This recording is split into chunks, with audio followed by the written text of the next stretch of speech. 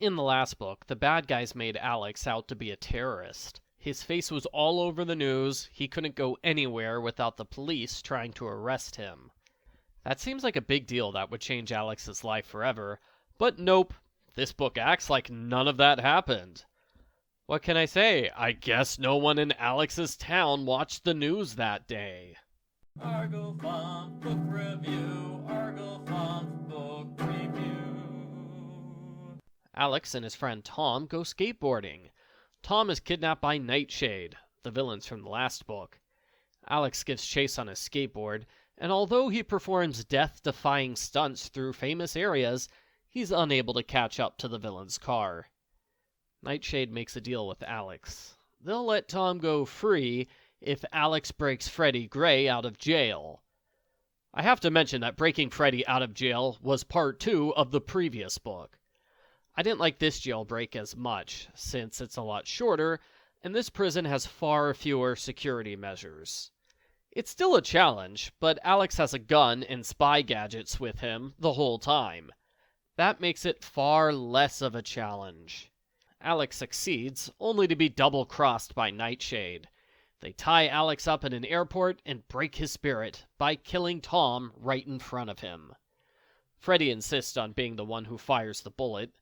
He shoots Tom and says, "Revenge is golden. Hint, hint, major clue." Luckily, Nightshade left Alex with 2 spy gadgets, so he escapes from the room. I didn't like the following scene. Alex tries to block the airport runway by pushing a big plane onto it. The book treats this like an intense action scene, even though it's just Alex using a tractor when nobody else is around. I know he's essentially playing chicken with airplanes, but I found it to be boring. Mrs. Jones, the spy master, arrives with good news. Tom isn't dead. Freddy just pretended to shoot Tom. The truth is he shot a metal disc in Tom's front pocket. The book switches gears as Alex is given one of his typical spy missions. In the first chapter, Nightshade killed a private investigator to cover up the fact that a child died while playing an AR video game called Real Time. This happened in San Francisco, which is what Freddy's clue refers to. I think our heroes could have gone straight to San Francisco, but they don't. There's a 50-page interlude where Alex breaks into a millionaire's house using a cannon. The cannon shoots him over a wall and into a swimming pool. I think the spies got this idea from watching Gonzo the Great on The Muppet Show. Alex and his friend Ben go to San Francisco to see where the child died. Alex realizes it's like the first chapter of Point Blank. The child fell to his death because he thought there was a floor when there wasn't. Clearly, someone used the real-time game to show him false images to lure him to his death. Dwayne Garfield, the new CIA chief, has an angry confrontation with Alex. He orders Alex to leave the country before the weekend. Instead, Alex meets up with his friends, the Pleasure family. They're moving back to England at the end of the book.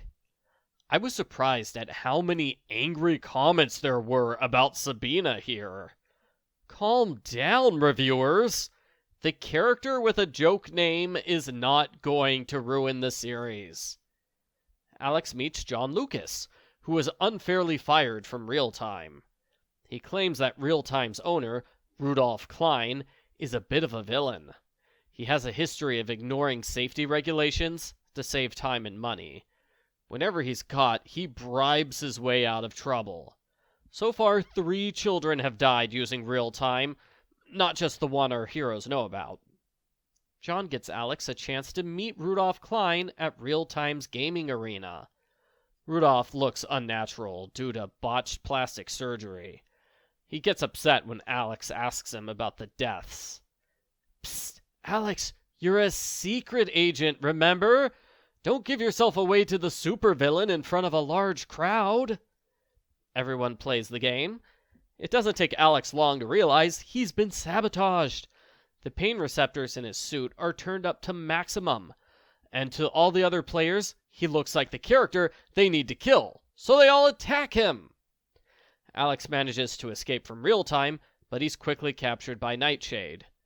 Too late, Alex realizes the book has a twist villain. John Lucas is the real villain. His plan is to use the game to kill as many children as possible. That way, real time will be shut down forever, and he will have the world's #1 virtual reality company. Also, John is a big fan of cowboy movies.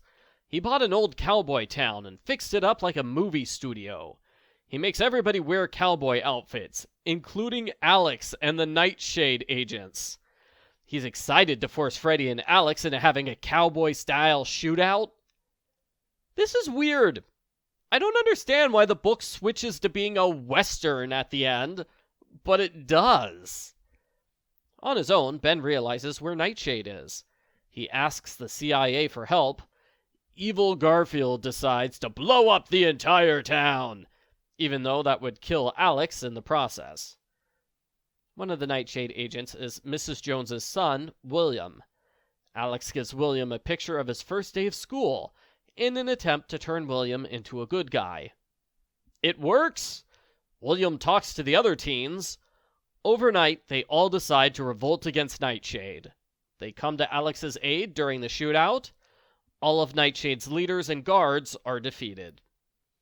I agree with the critics who say this sudden change of heart is hard to believe, after a decade of complete brainwashing.